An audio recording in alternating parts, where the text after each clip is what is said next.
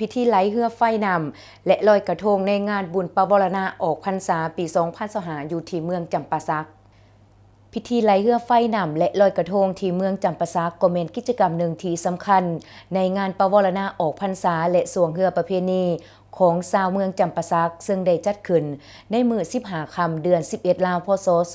2568กงกับวันที่ 7 ตุลาคม2025โดยการให้เกียรติเข้าร่วมของทานวิไลศักดิ์ศูนย์ทรกรรมการภาคแขวงเลขาภาคเมืองจำปาสักทานสุกิตาอินทจักรห้องเลขาภาคเมืองประธานปกครองเมือง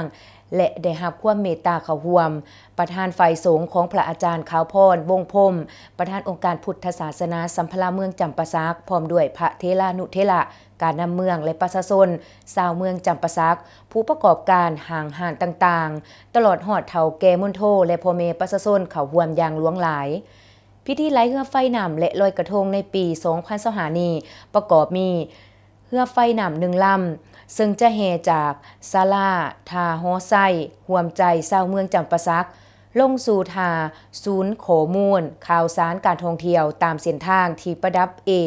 ด้วยไม้ไผ่ทั้งสองข้างแล้วแขวนถวายต้นกาลพึกษ์แด่พระสงฆ์แล้วปล่อยลงไหลเรือไฟตามประเพณี